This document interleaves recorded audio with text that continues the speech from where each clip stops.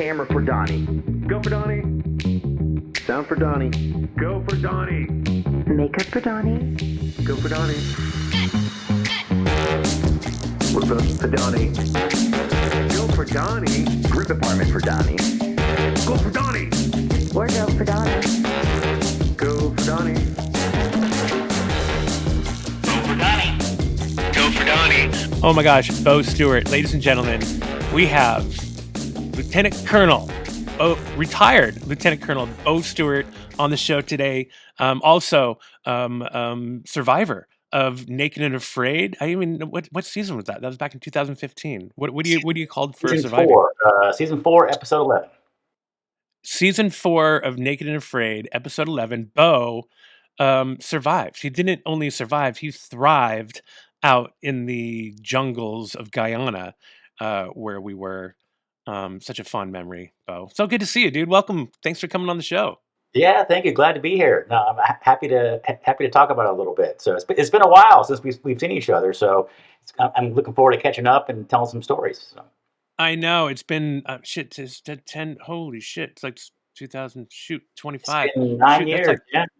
Crap, man. It's like amazing how time flies, But it's the kind of cool thing about what this industry, this circus, this carnival of people, if you will. We do so many projects along the way. We meet so many cool people, and it's all about the connections you make and the connections you keep. And clearly, we made a connection, and I think our connection started from the Army first, because you're obviously military, and I was in the Army, and that helped a better relationship quickly between us because on these shows on Naked and Afraid, I had to come in and replace someone, by the way. So I came into a crew that's already set up, that's already working really well together, and I have to come in and kind of just morph into this crew and gain the trust of everyone and just kind of show up. And the thing about Naked and Afraid is it's a trust thing. It's like a thing where, we're throwing this couple, this male and female, out into a survival environment and saying, trust us, we will guide you. We will show you, where to go. It's up to you to make everything happen to survive.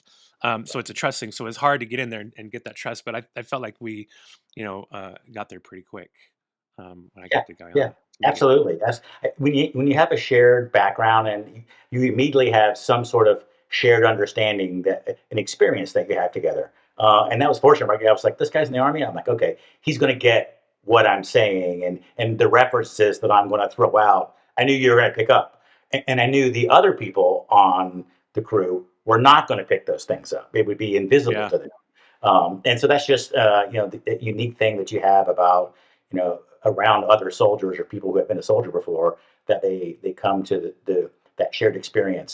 That's such a part of why people, even long after they leave the Army or the military in any branch, they tend to clump back together to those same shared experiences with those people. So. Oh, totally, 100%. I mean, I just had another great guy on, Billy Dunstan. He was a ranger.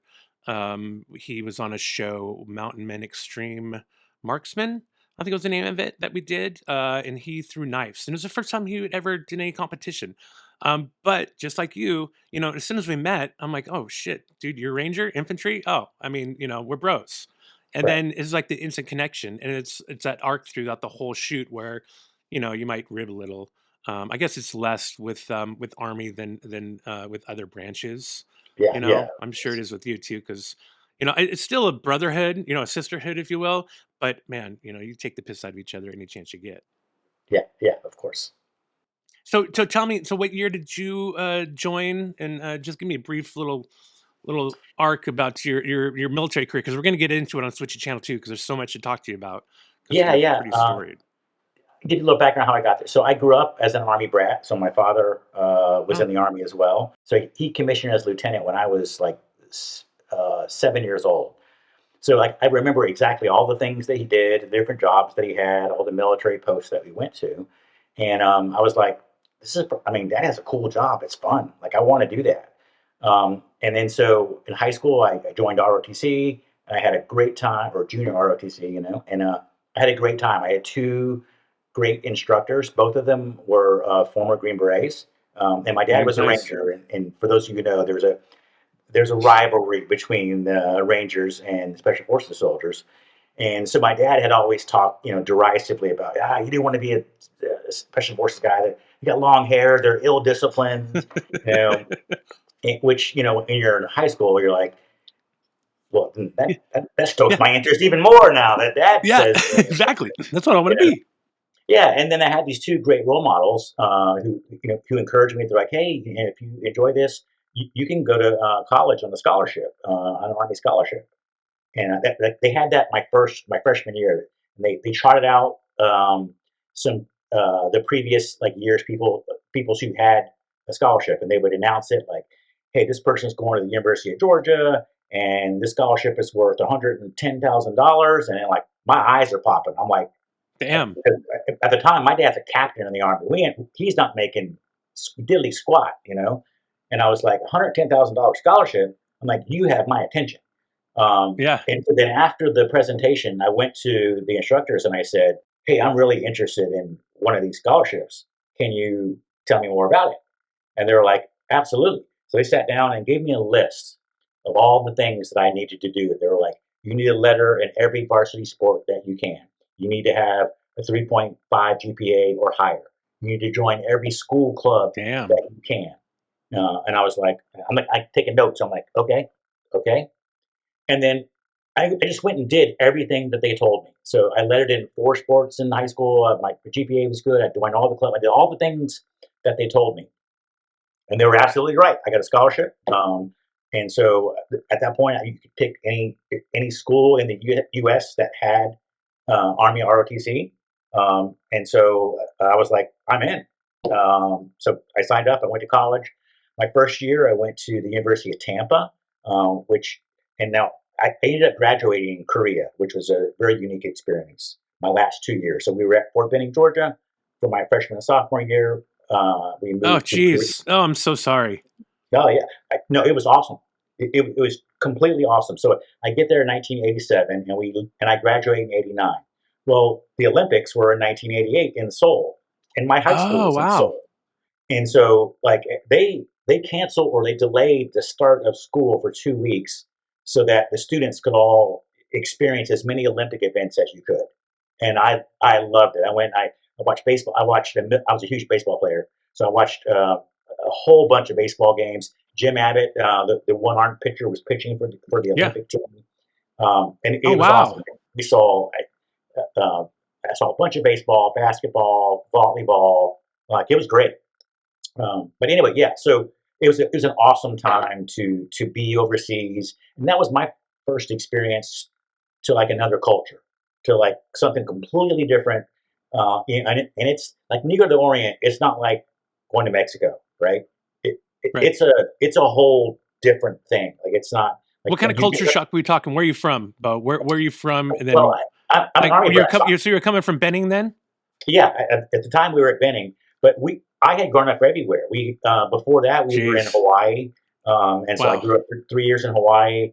But we were mostly in Georgia, so that's where my family is mostly from. So So I could, Georgia to Korea. yeah, I could ostensibly say that I'm from Georgia and be plausible. But yeah, so going from Georgia to Korea was I mean, it's culture shock, but not in a bad way, in a good way. Right. We got there, and I'll never forget. We got immediately. We get off the plane, and the smell hits you, and you're like, "Oh!" I mean, it's pungent. Wow. It's because they fertilize their fields with manure, and that smell is it's strong.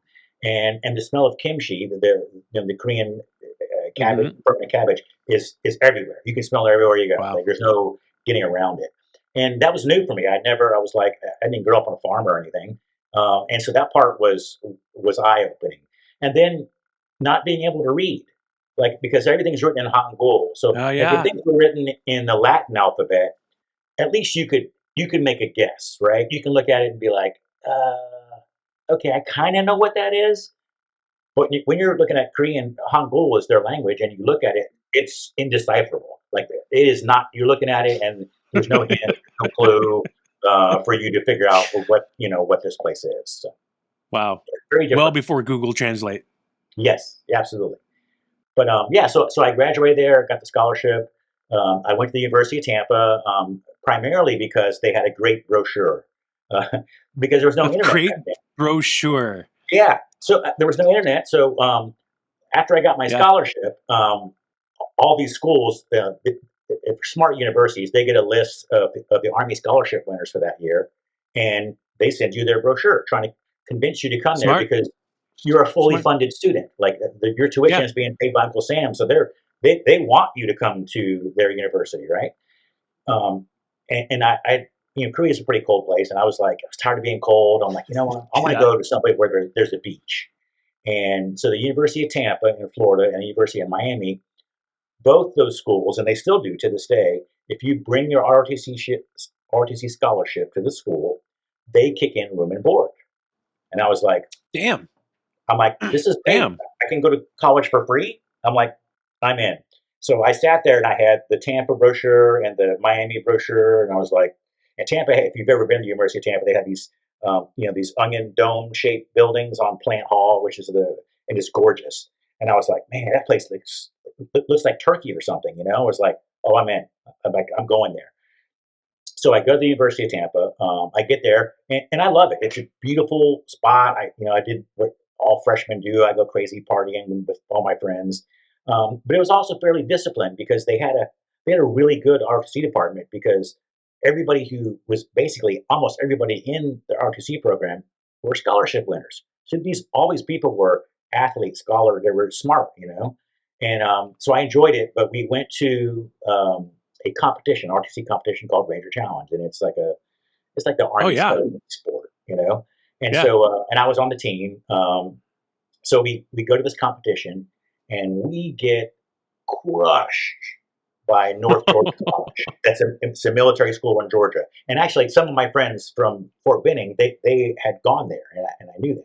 And none of them were on the Ranger Challenge team at the time, but we go there, and they beat the brakes off of us. Like everybody on that team scored perfect on the PT test. All of them shoot expert. They all, crushed the land nav course. And so we came back from that, and I was like, if you can't beat them, join them. I'm like, I'm transferring. This year's going to end, and I'm transferring to North Georgia.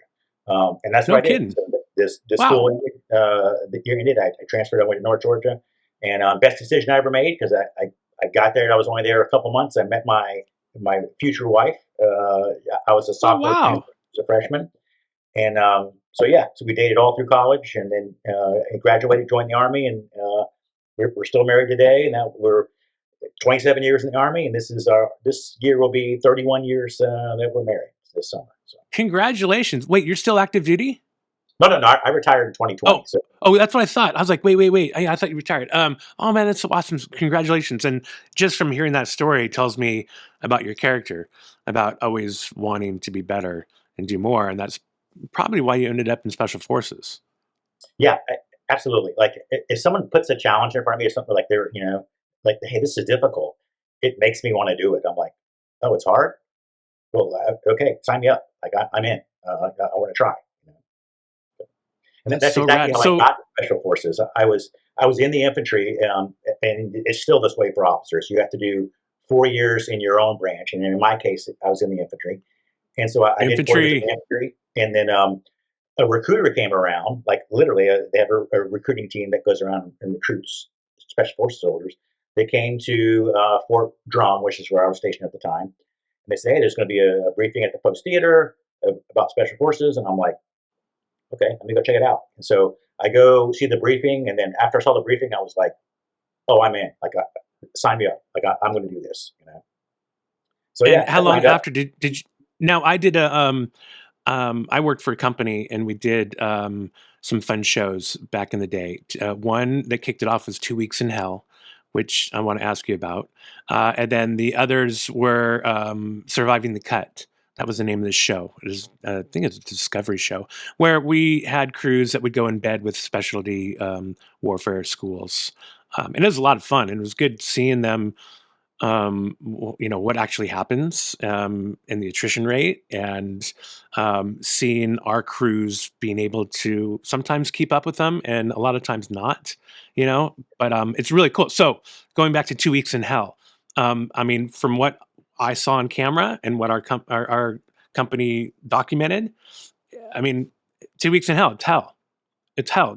And I'm sorry, let me back up. You have to go through that before you're even admitted. Is that correct? Um, so, so I'm thinking, is 2 weeks in Selected. hell, was that special forces? Yeah. Was it? They have altered the path for selection over time. And so when I went, it was 28 days. And so it just depends on when you went. If you went some years, Um, it was 2 weeks in hell. And in some years, it's 28 days. I think they've stayed, I think Jeez. it's back around 28 days right now. Um, but even 14 days is a long time when you're One getting day people too many. 1 hour too there. many. Yeah. Yeah, absolutely. So how many out of your class made it through?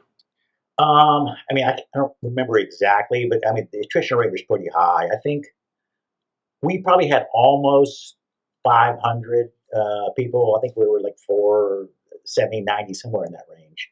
I think the number Wow. kind of sticks in my head. And then I think about maybe 100 or so, 110 maybe, I think, got selected and moved on. But yeah, it's weird because like I've done a couple really hard things in my life, and they're very different. So, like as an infantryman, I was a light infantryman. There's two, as you know, two flavors of infantry: mechanized and light. And so, Hmm. light infantrymen, they tell you in the officer's basic course when you first start, they're like, if you're a light infantryman, they're like, if you don't go to ranger school, you are signing up to be a second class citizen.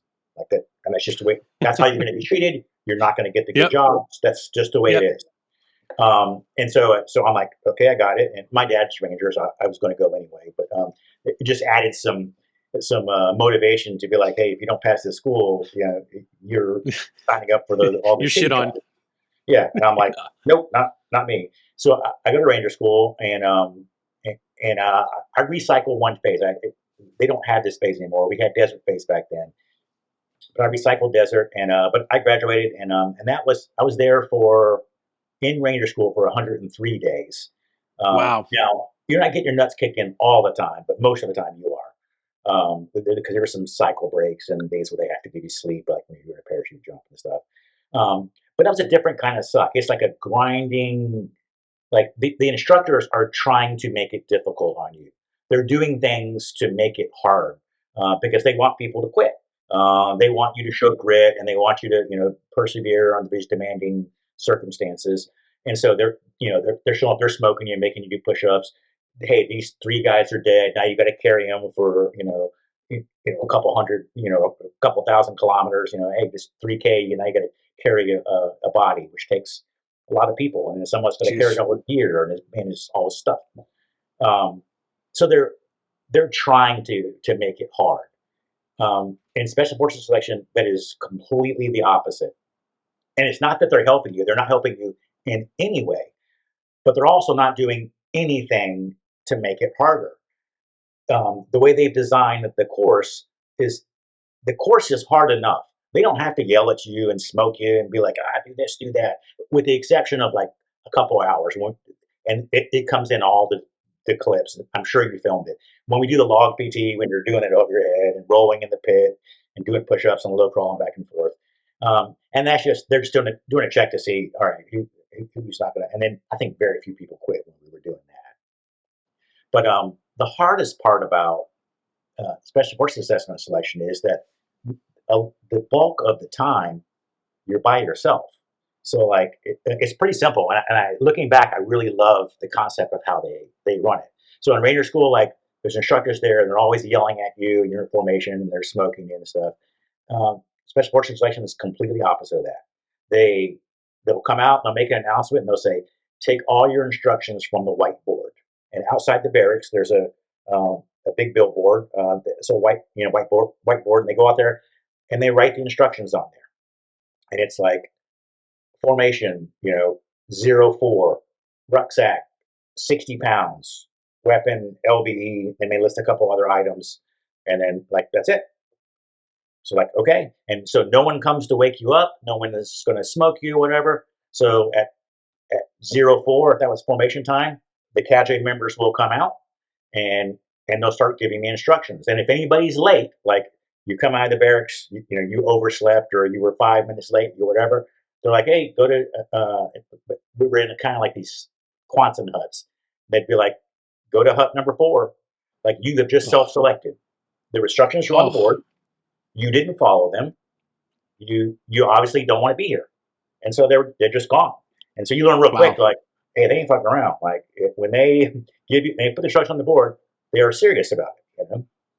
So then they'll Following like, JT. this is just an example, because there's lots of everywhere you go in selection, you're carrying a rucksack on your back that has to weigh a certain amount. I think in my class, I went in it's like February, March.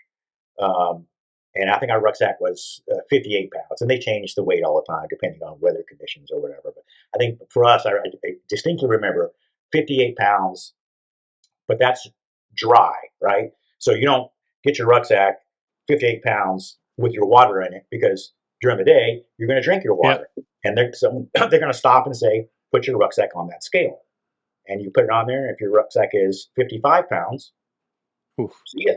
Get on the truck, and you're going to hut number 5 or whatever it was. Wow. And like they're not mad at you. No one's yelling at you. They're just like, They're just like, we you're told you gone. the standard. You didn't do it. Then you're gone.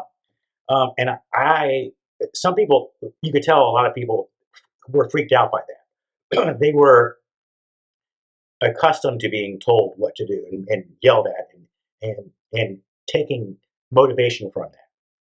Well, here you don't get any of that. There's no like you're not like it's not us against them. It's you against the task. And so, like the example, like the 04 formation, they would say, "All right, candidates, your task is to move along the marked course with the yellow cones until you come to the end of the course marked by a double marked cone. What are your questions?" And at first, the people would always ask the same dumbass questions. They'd be like, uh, "Sergeant, how far is the course?" He'd read it again. "Your task is to move along the marked course until the end of the course marked by the double marked cones." Someone asked another dumbass question. "How much time do we have to do the course?" "Your task is to move along the marked course until you come to the end of the course marked by the double marked cones. What are your questions?" You're like, okay. And for me, I was like, okay, got it. Copy. And then the last thing to tell you on every single event after all the dumb questions, they're like, do your best.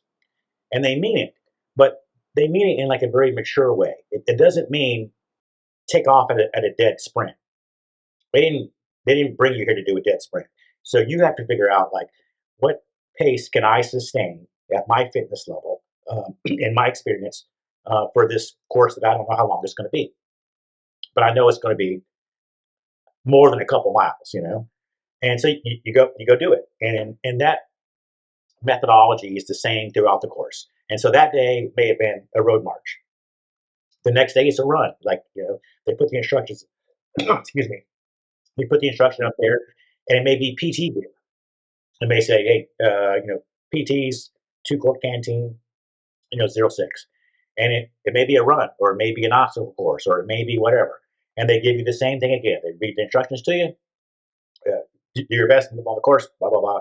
I got it. Like for me, it was simple. So every day I just went out and did my best, like whatever I thought that was going to be for that day. And for me, it was freeing. I was like, I didn't, Yeah. I wasn't worrying about anything. Like and everything you do, they're assessing you. So there's on the side of your pants and on your shirt, there's a white piece of engineer fabric tape with your roster number written on it. And so they got a notebook, and they're watching you all the time.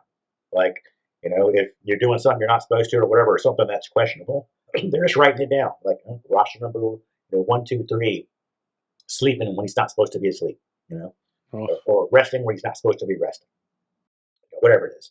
And that also freaked a lot of people out because they're like, what are they looking for? What are they, and I was like, I didn't care. I was like, I'm going to be me.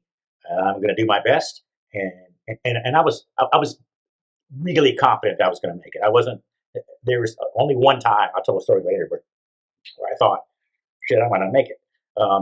Because for me, it was very. I was a light infantryman, so running around with a rucksack in the woods doing land. Yeah. That's what I've been doing for 4 Yep. years. That's This what this you is know. not new to me.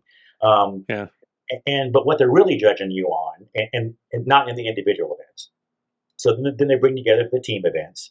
So they make a team, they put people in charge, and then there's a couple times where they'll stress you. So like in team week that's the kick in the balls part. I mean, it's really Yeah.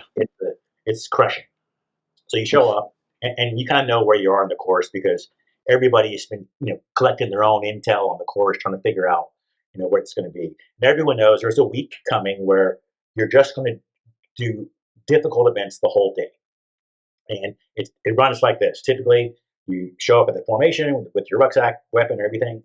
You're going to road march, depending on what apparatus you got that day, a certain number of distance. They're going to give you a task.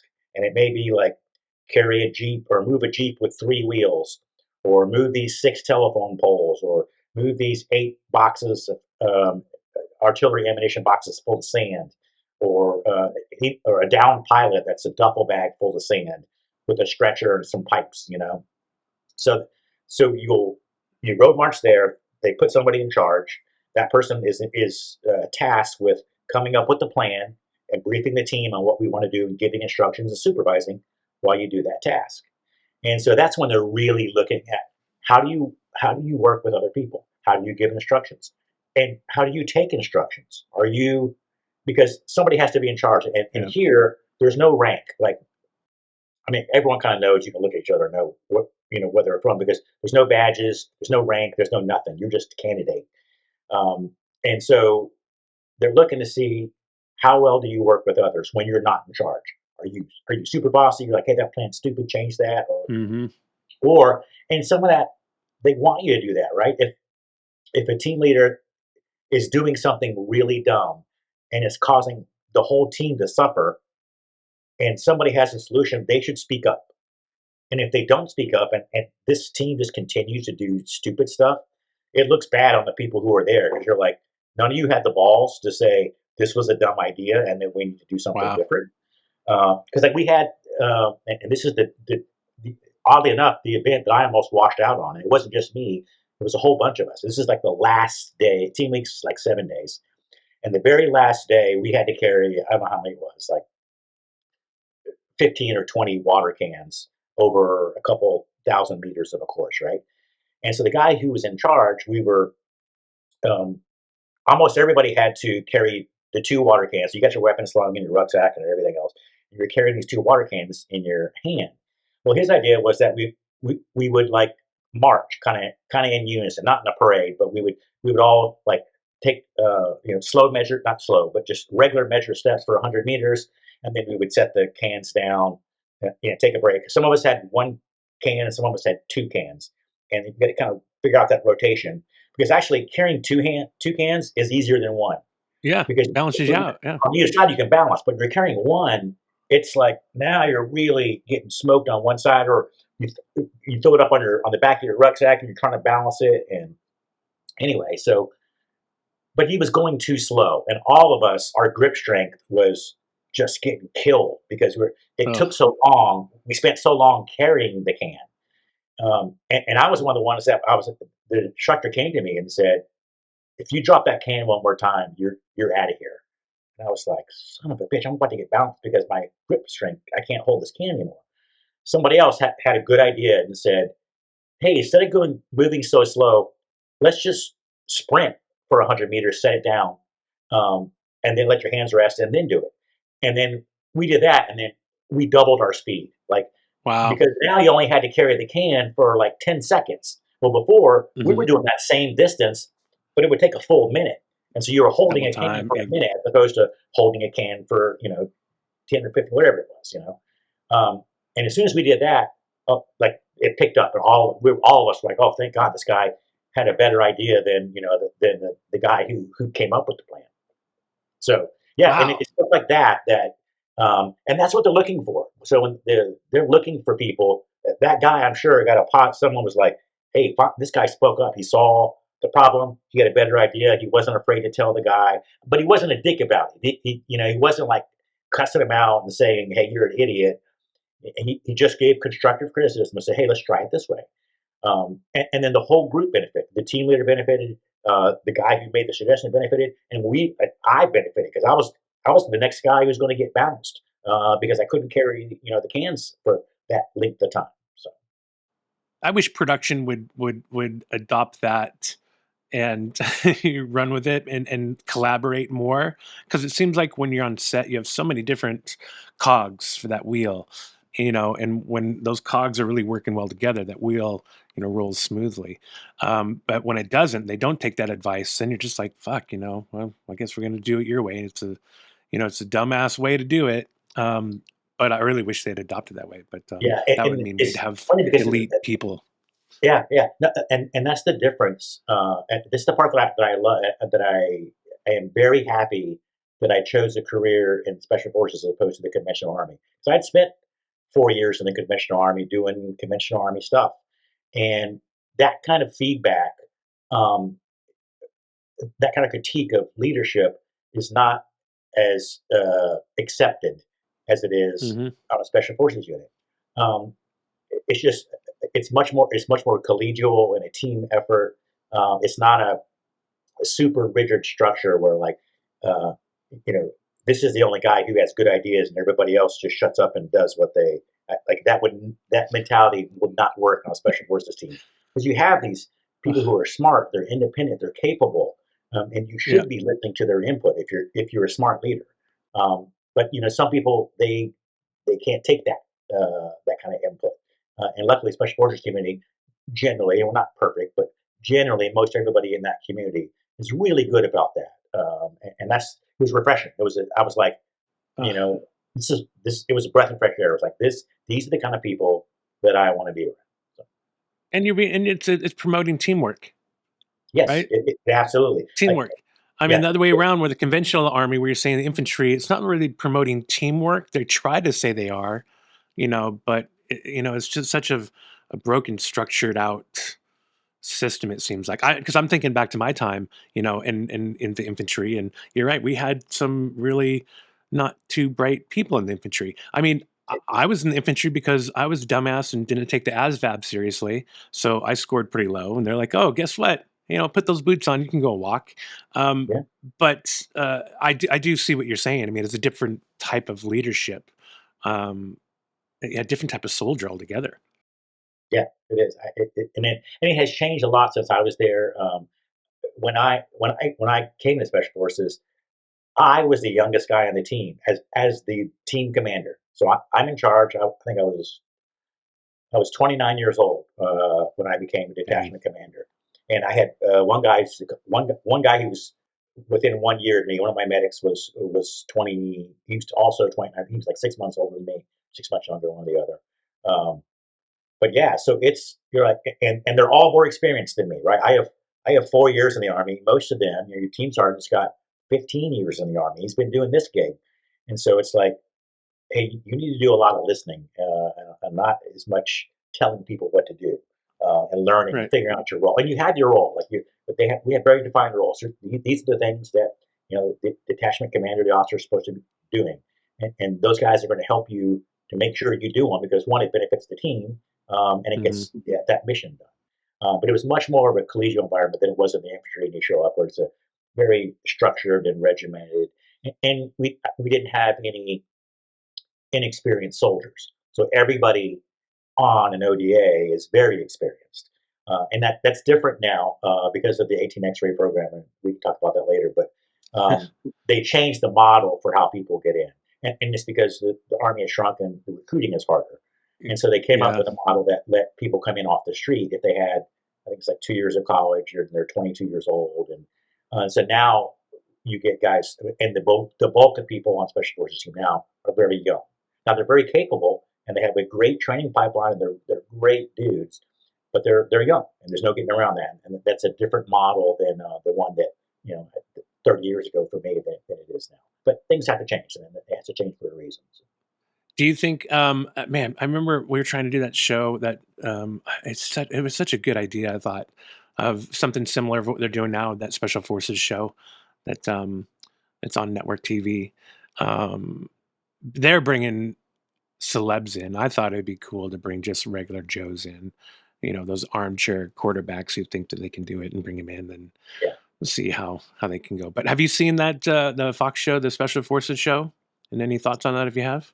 Uh, I don't think I have. I generally don't watch those shows because it for me it's a little bit silly. I'm like, Yeah, okay, it's oh my god, Bo, you would hate it. I mean, I watched it. I have to watch it because I want to know. I want to see if it's any good.